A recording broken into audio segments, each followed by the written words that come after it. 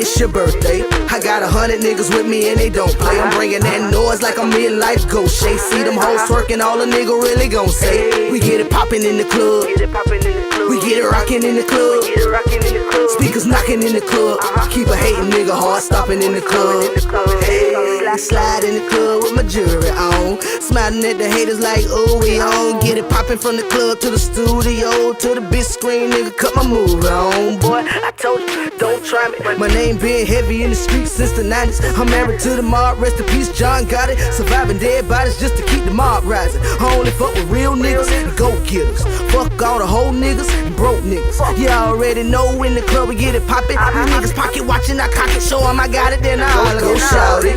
It's your birthday. I got 100 niggas with me and they don't play. I'm bringing that noise like I'm midlife ghost. Shay, see them hoes twerking, all a nigga really gon' say. You ready? You ready for this? You ready? Let's go. Let's go. Rock, paper, scissors, shoot. Rock, paper, scissors, shoot. Down, bitch. Kill him. Let me get my one. Let me get my one.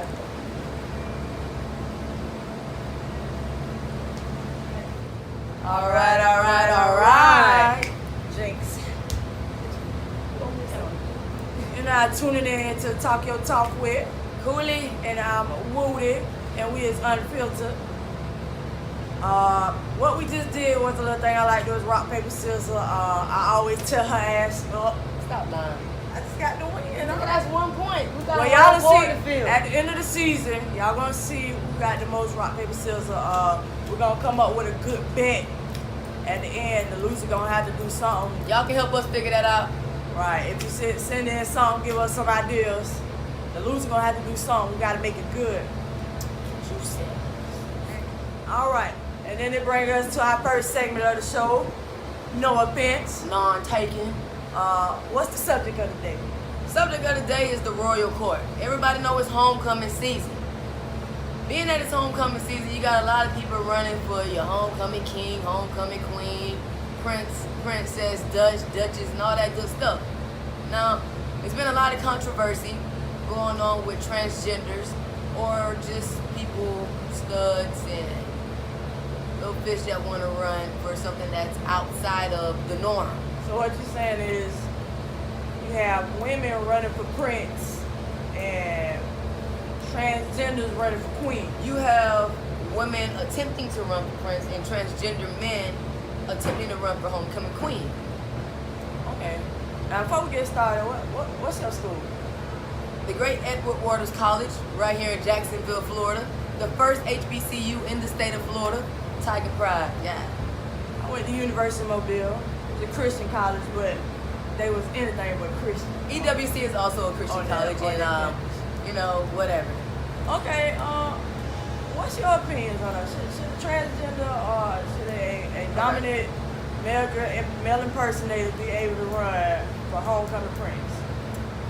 I'd say no. I'd say no. I say as far as a transgender, if you're a transgender and you've had a sex change from a man to a woman, and you identify yourself as a woman when you mark on your papers, it unfair for the natural born women. That's whatever you got below. That's where you got to go. Well, so some you got some transgender they have vaginas. So what about those? I think like as far as when you say dominant female. Well, now they need three categories in it because that's taken away from the natural women. You're right, it may be taken away, but that's taken away from the natural men. Should it take away someone's freedom to run for something? But what if when you run? Most people follow along just because it ain't never been done before. Just go along with the shit. And if it hasn't been done, I'm all for change. I'm all for seeing change. But not at the same time, I can see what you mean. Yeah, like if they're gonna be given the opportunity to run, I will support it. However, nonetheless, I do not believe when it was first brought to me, I'm like, wait a minute, like you are a woman, they're not gonna let you run for a prince. They're not. But when it was stated that, oh yeah, they gave me the go, then I support you. I'm gonna push you. I would like to see, hey, I'm gonna stick with whatever you got below. That's what category you got to go. Prince, when I looked up the definition prince, it did state that it was a male role. So you know, if you're not a male, then Hey. Right. We like the fact that they got a lot of supporters. We like the fact that, you know, we want you to be you, but at the same time, y'all, let's be real and not take away from the originality of it. Well, I mean, I personally would just run for a female position. I would have ran for queen if they was gonna let me wear my little tux, you know, because I know. You can still be queen. Well, you know, then it turns into. I wore a female tux. But and then it turns into you're gonna have the homecoming king in a suit and the homecoming queen in a suit. How is that king gonna feel at that point? Are they required to do a dance? You have to walk arm in arm. Well, why down arm in suit? You basically saying it's okay for But now you're forcing that upon him. But not what if a natural girl win queen and the stud win prince and they gotta walk arm in arm? Now you forcing that natural girl to walk arm in arm with this stud. She might not be with the gay shit. Well, you know, a lot of these they are. They are. You have that 1% of people that not gay. Right. So my mama. It's about more than you. That's what I would say. When it comes to this, you have to be. It's not all about you. It's not all about you. But it's definitely been an issue across the country, actually.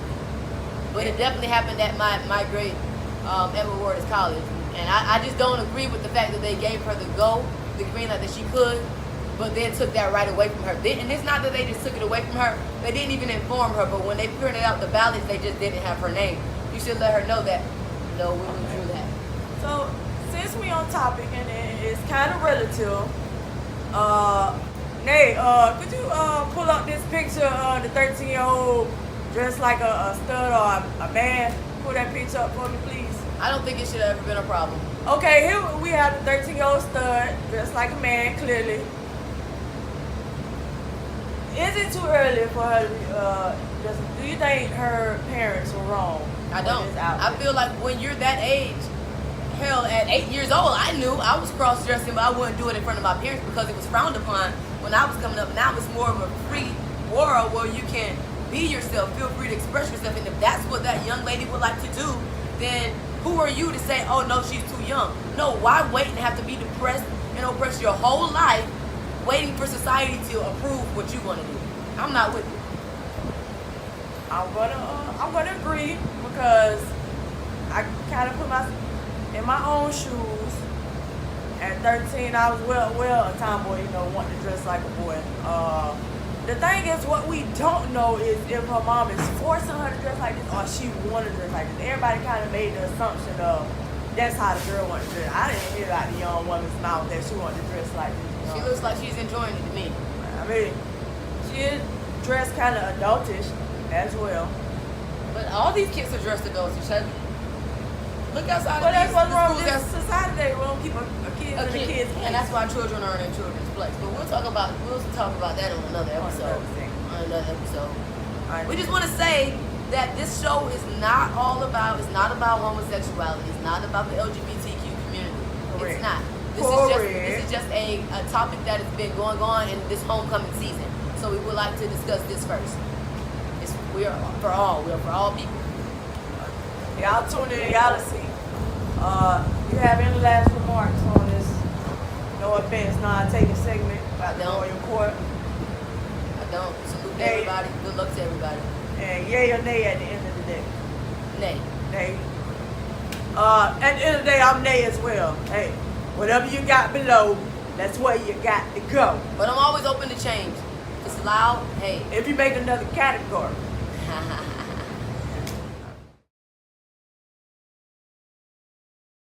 Our favorite segment of the show, Skit of the Week. Me and Cooley, we had this thing where we prank call a number out of each other's phone. This segment, I'm going to be prank calling and saying sister. So, Ash, I want your Ash. Let's get this call going. Be mad later, child.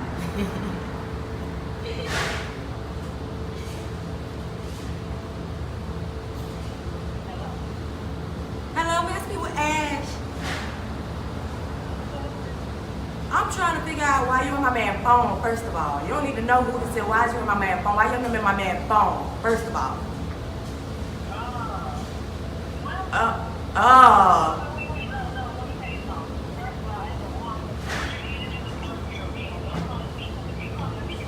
No, No, first of all, you need to keep your number to yourself. No, ain't no, me. I'm not in preschool, mama.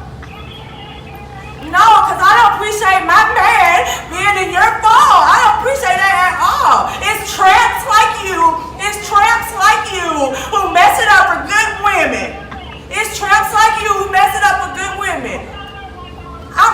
I'm checking for you. Where you at? Pull up, bitch, because you don't know who I am, but I know who you are.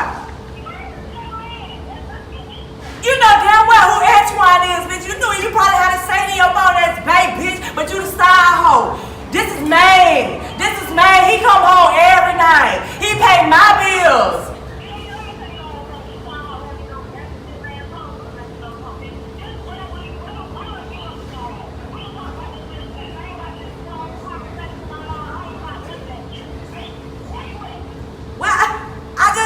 We can do this. I'm about to be on 8th Street by the Blodgers, baby. Why are you? Because you what ain't finna go down. Your number ain't finna be in my man's phone. See, I tried to can with you and give you a second to talk, but I can't. I'm trying to see how you know Antoine. How you know my man? How you know him? This is not that boy, it's mine. I'm not going back and forth with you. Smile, bitch.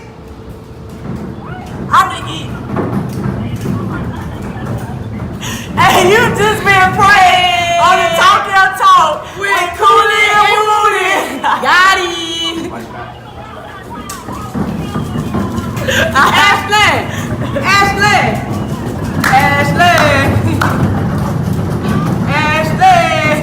That's how you prank a motherfucker. Hey, bitch, this sad.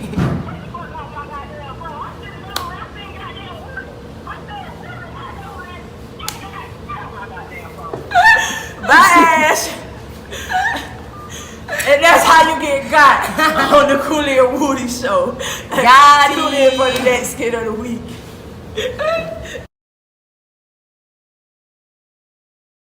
All right, now we at my favorite part of the show.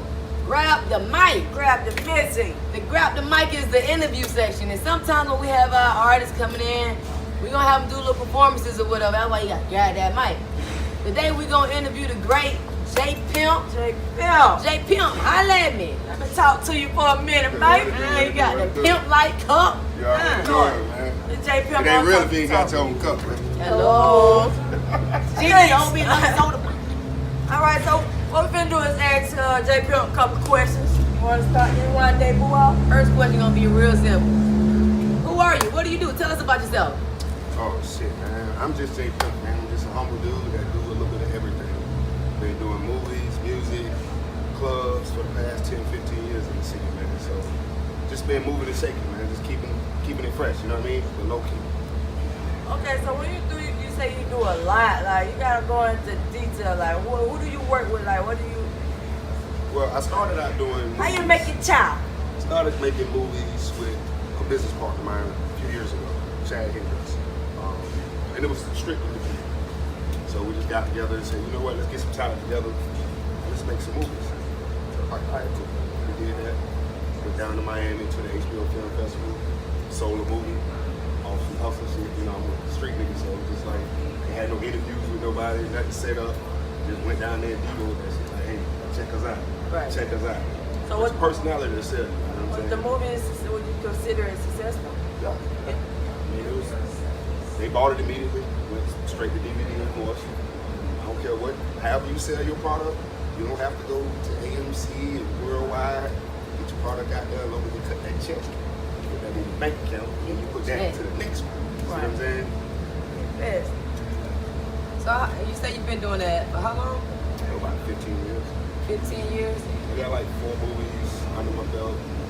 Love Trap, Flip the Script, Cracker Jack, Insane in the Brain, a couple others too. You also VIP for clubs, right? Yeah. The manager at different clubs around the city, Crown Capital, Point Blank. We do Net on Thursday nights.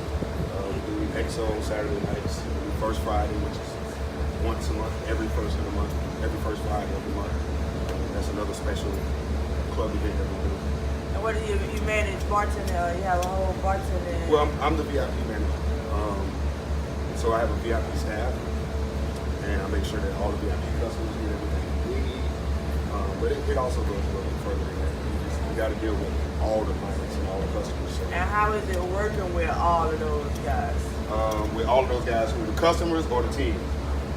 The team. The team is cool. As a manager to the team. The team is cool. I mean, with any team, you're going to have ups and downs, just like a normal job. People get sick, people call in, fall short, you got to pull away. But together as a team, they can work, you know what I'm saying? That answer. What would you say is your favorite part about doing the nightlife? My favorite part about doing the nightlife is really just interacting with people. Like, I'm a people person. I've always been a people person. That's what really got me into doing movies, music, clubs. Shit, even back in high school, like I was always best dressed, class clown, you know, just fucking off, having a good time. Making people smile, having a good time. So it was like second nature to me. I was like, I might as well get paid for this shit. Might as well, that's what I was That's what made me jump into, okay, well, let me see some lanes I can take to get this check. You know what I'm saying? So, knowing that you do, I know the ladies want to know how's the love life like. My love life is great. See that ring on my finger? My love life is great. Very. But you know, before that ring was there, it was awesome. I see you got the name J. Pimp. Yeah, man. That name was given to me by some other people a long time ago. You know, we won't say who. But, you know, it was given to me by some people. Just, I moved Everybody got a different. pad. Yeah, you know, I moved different. But of course, the ladies in the nightlife, it's a beautiful thing, man. I love seeing beautiful ladies out having a good time. So give me your top memory. In the club? Anything, whether it's anything I that got you my do. people with me. Whatever. Since you've been doing all that you've been doing, what's your top memory? Honestly, my top memory would be, like I was saying, when we went to Miami. Like, that was just on some hustle shit. I was just like fresh in the game, decided to do something different, switch my life totally around. I just was like, fuck it. I rented a truck, got everybody that was in the movie. I was like, y'all just hop in the truck. I rented a room down on South Beach. The room was actually next to Terrace Squad. Like, it tripped me the fuck out. I'm out there smoking the blunt and drinking some Henny. And motherfucker walk out the damn thing with big TS chain on. I'm like, God damn, you think right next door. I don't hit blunt, smoked them boys. Then I went and chopped it up with Maverick, which is the urban distributor for movies. We got the movie, so it was just an overall good experience. We went to some club down there and they gave us VIP access. I'm in there with all the celebrities. So you meet a lot of celebrities. Yeah, I was up there with all the celebrities. This is my first time like really just on the scene. So I'm up there with all the celebrities, like how we sit now. And it was like, shit, we get in, we just chopping it up, you know what I'm saying? Like, so that was a good memory for me because it was like, this shit is easy to get done. We just do it, you know what I'm saying? So being the VIP manager, do you like have dealings with celebrities? Yeah, now. All the time. Yeah, Okay. Yeah. When we bring celebrities in, I mean, of course, I make sure they're taken care of. I don't know why I asked that, because we had some come through Pure and we had some one time when that Boosie and Whitney came I'm through. telling you, man, we turn up good. Yeah. We turn up good. And then, you know, when celebrities come in town, they don't know the city. They're Right. just, okay, if y'all bringing us and this is who I need to know, all right, what I need to do, where I need to go, where the party at. Yeah, I make sure they get what they need. Right. You know what I'm saying? So you build those relationships up from there, and then vice versa. Like, who they? Credit the city. So a lot about this VIP it's about building relationships. Yeah. And anything you do in life really is about building relationships. Building relationships. Build the right relationships, it opens the right doors. Doing your thing. So, what could we look forward from you? Shit, I just did a couple of trains. They bought me out of retirement. I was retired. And they bought me out of retirement. My man Crazy K's, Mean Gene. So I did a single with Mean Gene and Crazy. That's out right now. Other than that, I'm really working on another movie that I want to get involved with, like my own project. That I want to get the team involved in. You know what I'm saying? So I'm going to put the team that I work with as far as Capital Group, bring y'all. Do a full Duval movie and then like take it to the next level, you know what I'm saying? Like again, like I said, it don't have to be AMC. All that's gonna come to you. The best, What you do, you know what I'm saying? Keep doing what you do and it's gonna come to you. That's right. You gotta keep going, gotta keep grinding. You got any more questions for J. Pimp? Good job. No, leave that shit. Leave that shit. It's talk your talk. Say it with your chest. Cool. Grab the mic. Anything you want to say to your fans, to your supporters? Hey, man, I appreciate y'all. Y'all been fucking with me for some years now. Still got some more loans. So we're gonna keep on going, man. Till the day we die. Pimp life, baby. Live it or die. All right, y'all. This was the Grab Your Mic segment, and we'll have more coming to you. This is not just for music artists. We're gonna have poetry artists. We're gonna have entrepreneurs. We're just gonna have black excellence, and you know, everything that got to do with somebody doing good and getting it. Okay. It's a Appreciate y'all for having me, man. Yes, sir. Blessings. Bless up. Sure. We had that Hollaback fan mail. That means you message us, you email us your fan love, your topics, your questions, whatever it is, you email us, and we're gonna holler back at you right here on the show. All right. I think this is gonna be my favorite segment on the show. Now, how you guys can send your fan mail is if you send it to talkyourtalk@gmail.com, we'll get you. Today we have fan mail from Alice from New York, and she asked the question, what made us think of the idea to come up with Talk Your Talk? We went around the world with these names for the show. Right, it was thinking of the right. I think we came up with a lot of names. I think the first name was Rainbow Lottie. Rainbow Lottie. Rainbow But Lottie. we wanted to cater to the whole world, so we didn't want to subject ourselves Right, to the because LGBT we're community. going to touch bases with a lot of topics. It's not just for the LGBT. We're going to have heterosexual artists, homosexual artists, just everybody that's doing something. We're all human. Jerry Springer told me, Jerry Springer said, you need your own show. I said, yes, sir. I'm going to go start one. Let's go. Cooley came to me with the idea. I thought it was dope. It was a good message. What we were sending out, good project. And she just determines me, so I'm a character as well. So it kind of made sense just to do our own show. All right, I think we got some more fan mail. Who you got? Ricky. Ricky, is this Ricky Bobby? I don't think it's Ricky Bobby. Okay. All right. Well, Ricky, this is Ricky. He's from Alabama. Okay. Alabama. That's Alabama. Out of town love. Ricky said he's loving our personalities and keep doing what we're doing. If y'all ain't caught our lives, you better catch them. We appreciate you, Ricky. Yeah, thank you for that love, that support. We appreciate it. Most definitely. Again, if you want to send in some fan mail, send it in at talkyourtalk@gmail.com. Shout out to where you from, and we'll shout you out. We want to see how far we can shout out. I think before we had our father shout out was from like Trinidad. You know what I'm saying? I want to see this thing going worldwide. You know what I'm saying? Fan mail. All right, now we're about to close out the show, and before we go, we always want to leave you with a helpful tip. Okay, do you wait? All right, what we got for this week? Word is bond. Be about your business. Be, you know what I'm saying? And what we mean is be about your business. When you commit to something, commit to it all the way. Stick to it. Your word is the only thing you got. At the end of the day. At the end of the day, word is bond. Be. You just tuned in with Talk Your Talk with Cooley and Wootie. Tune in to next week and we'll have some more for you.